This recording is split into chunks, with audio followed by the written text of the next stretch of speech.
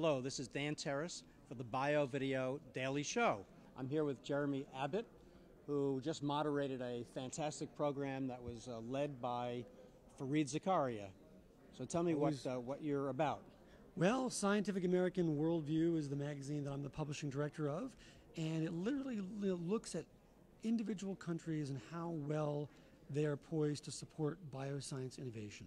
Looks at a multitude of factors: how much R&D spend the government will invest in their country, the infrastructure, the strength of their IP laws, their patent laws, the strength of their education system, and it ranks them. The piece de resistance of the Worldview Project is a listing where we rank countries according to how well they're poised to support innovation.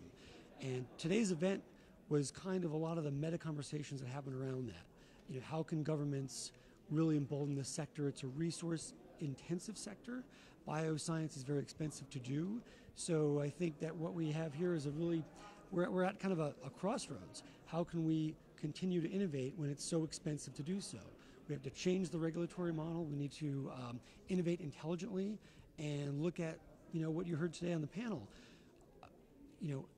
Innovations in India and in China made cell phone technology much cheaper. Is that analogy relevant to drug discovery? How can we make cheaper drugs and, again, continue to innovate? And Jeremy, the world is flat, and certainly is flat in terms of science. It is definitely flat in terms of science. It's a global environment. Scientists are, a lot of scientists that were trained in America used to stay here and set up companies. That's not the same. We have this whole phenomenon of sea turtles, scientists going back to their homeland, China, Malaysia, India, setting up companies there and strengthening that sector. It's not preordained that the U.S. is a leader in bioscience. That happened for a lot of factors. Fareed Zakaria mentioned them today. The amount of spending in research we did as a result of the Cold War, post-World War II, the influx of immigrants that were scientists. So the U.S. has kind of been in this position for a long time, but I think that they're starting to realize it's not preordained, and in the future, who knows, maybe we won't be the leader in biotech or biosciences. But they're also going back to their country, but they're not going back in isolation. That's correct, too. It's a global market. Bringing back their contacts with them. In an ideal world, innovation will be shared. Those parties that have innovated will be rewarded for that, and citizens and medical need will be met because of these innovative drugs, food solutions, water safety solutions.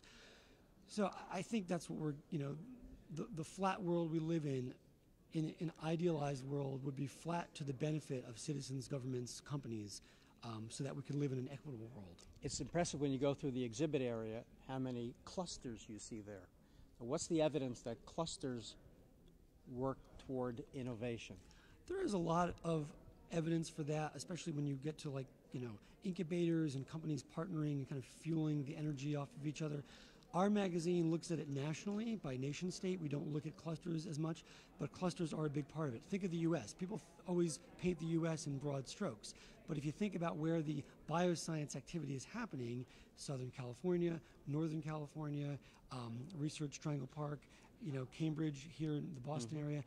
So it would be silly to just think that nations as a whole are these homogenous scientific powerhouses. Clusters do matter. Right. And you also see centers of excellence in small places and places where government is investing. Absolutely, absolutely. And again, you can look at that statewide people look at Europe as one big entity, but that's obviously a bunch of different countries. The way the United States is a bunch of different states, and they have different funding priorities, different reimbursement plans, so you're going to get degrees of differences. Mm-hmm. We still, with our project, look at it at a national level, but you could make the case that looking at it in clusters and regionally is also just as important. Well, Jeremy, thank you very much. Thank you. This is Dan Terrace for the Bio Video Daily Show. Thank you very much.